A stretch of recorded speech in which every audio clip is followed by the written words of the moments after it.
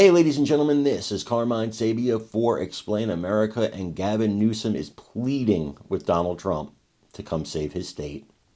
Before we get started, please make sure you like, comment, share, and subscribe. Those little things really help us out, and they help our channel continue to grow. And if you're not watching us on YouTube, please visit that address in the lower right-hand corner. It's youtube.com/@explainamerica. And when you get there, please hit subscribe, absolutely free. It really helps us out.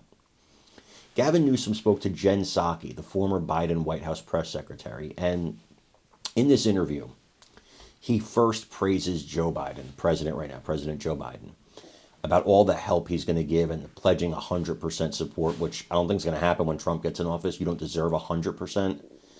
For the people, yes, but for your government of that backward liberal state, no. You don't deserve anything until you start changing some policies. The people is a different story. The people should be helped immediately.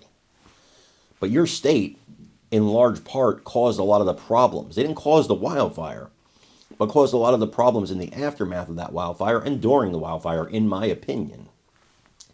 And in the opinion of a lot of conservatives. So he praises Joe Biden, then he insults Trump a little bit. But then he begs him, pleads with him, to come to California to help him work with all these people and get things done. Well, Gavin, you do need to plead for help, Governor Newsom, because, well, now there's a recall effort against you, and for good reason. People want to get rid of you.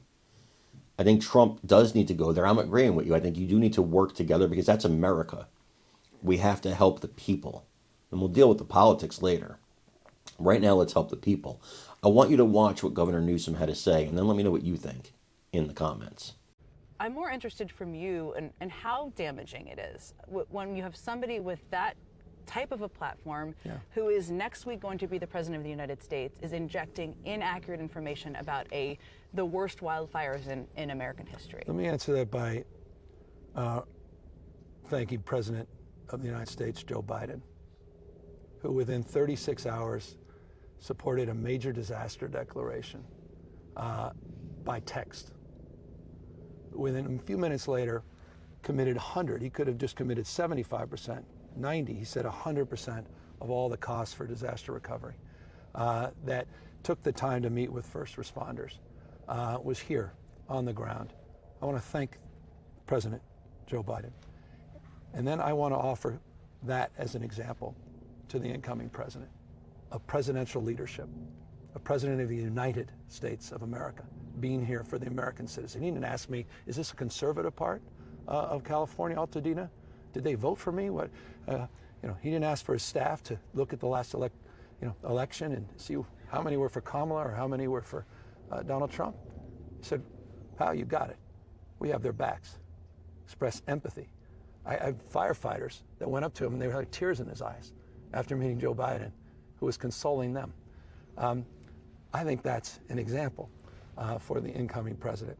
What's not, I think, helpful or beneficial is this string of consciousness, these wild-eyed fantasies that somehow the state water project, we have reservoirs that are at or near historic highs, full, completely full, that somehow there's a magical spigot in California, in Northern California, that just can be turned on and all of a sudden there'll be rain or water flowing everywhere. It's not helpful. It's damaging to the very foundation of the notion of what are facts, what are truths.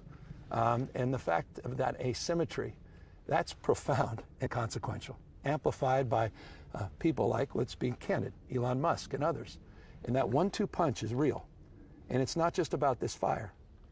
And as our hurricane force winds of mis and disinformation that can divide a country on a myriad of issues, this is serious.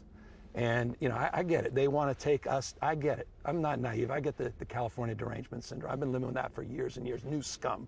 The same 7th grade. I remember the guy on Baltimore Avenue that called me new scum. I was in 7th grade. I can handle that. We'll leave that aside. I understand what they're trying to do. I want to work with them. It's not about me. It's about people that we both represent. He represents and I represent. And I'm honored and proud to represent these folks. And I desperately plead with them. Come out here. Help us.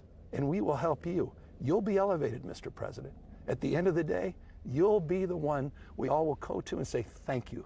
Thank you, sir. Thank you for living up to the values of this country. Thank you for having the backs of these families and these kids. I met a kid the other day, literally was driving away. Their house was on fire in the Palisades, and the young daughter said, Daddy, did you get my bunny? And he said, I didn't get your bunny. I got 4 kids. That's what I hope that President of the United States, President Trump, has an opportunity to meet with that family.